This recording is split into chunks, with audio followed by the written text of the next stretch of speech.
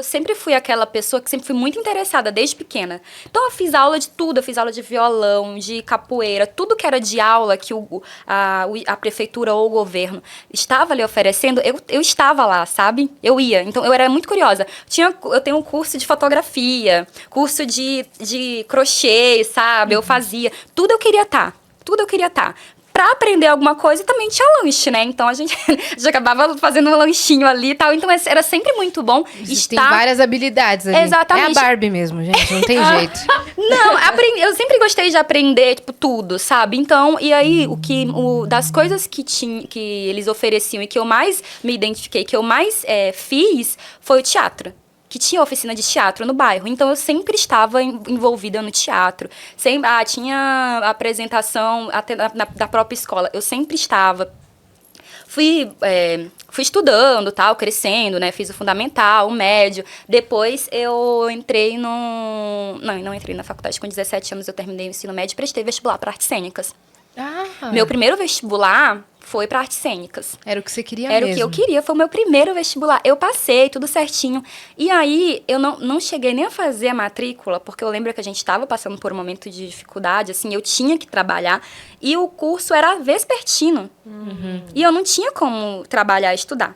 Eu tinha que optar. Ou eu trabalhava, ou eu estudava artes cênicas. E daí foi quando eu peguei e falei assim, não vou conseguir estudar artes cênicas. E isso foi em 2015, acho que 2014, alguma coisa assim.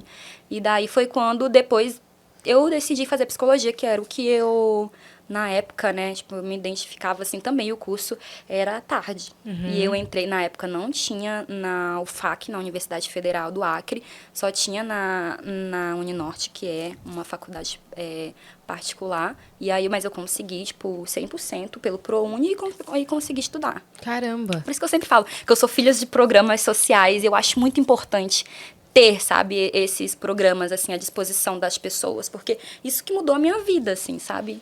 É mesmo. Porque tudo que eu fiz, tudo que eu consegui, assim, até ocupar a minha cabeça, sabe? Ao invés de eu estar brincando na rua e vulnerável a drogas ou a qualquer tipo de outra coisa, eu estava fazendo alguma coisa, algum curso, alguma oficina, sabe? Então, isso foi muito importante para mim. Por isso que eu sou muito defensora, sabe? Desses projetos sociais, assim. É muito engajada com isso também, né? Sim, já fui muito mais, assim, mas sim, acredito muito. Você era sou bastante muito engajada apoiada. com causas de militância também, né? Sim, quando eu falo era muito mais, é porque também eu sou engajada, me considero uma pessoa engajada, obviamente, mas é que eu era muito dentro disso Você mesmo. vivia isso. Eu vivia isso. Eu era presidenta de um conselho de igualdade racial, eu era conselheira de todos os conselhos aí que você puder imaginar, tipo, eu fazia parte de todos os conselhos. Então, eu gostava de estar ali, sabe, interagindo. Eu acredito que o diálogo é a única forma que a gente tem de transformar uma sociedade, assim. Então, a gente tem que dialogar, a gente tem que conversar, a gente tem que juntar gente diferente aqui e a gente tem que estar ali, tipo, nossa, e aí, o que a gente faz? Vamos lá. E de um diálogo vai surgir uma puta ideia que você vai conseguir transformar aquilo, sabe? Então, eu sempre acreditei nisso.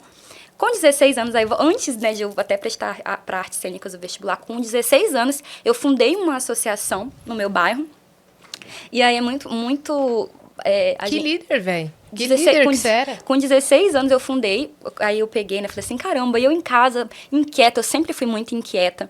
E eu falava assim, caramba, eu tenho que fazer alguma coisa, sabe, pra mudar essa realidade que eu tô vivendo aqui, a realidade que eu tô sentindo que tá acontecendo aqui no meu bairro, então alguma coisa tem que ser feita. E aí eu lembro que eu chamei vários amigos meus e convoquei, tipo, falei com vários presidentes de bairro na época, e aí falei assim, cara, a gente tem que fazer, manda uma liderança do bairro, eu lembro dos presidentes, né? E aí eles e mandaram mesmo. Tipo, eu marquei uma reunião.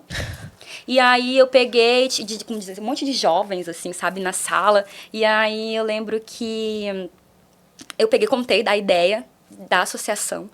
O que era, pra que era a associação.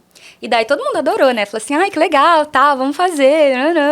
A gente fez uma assembleia no mesmo dia. A gente fez uma assembleia geral, a gente já elegeu a diretoria toda da associação, enfim, a gente já fez... Aí na outra semana a gente já marcou pra fazer para fazer um planejamento sobre o que a gente queria, tal. E aí eu tinha muitas pessoas que acreditavam nas minhas ideias e acreditavam no potencial da gente junto ali, sabe? A gente tinha muita lábia, assim.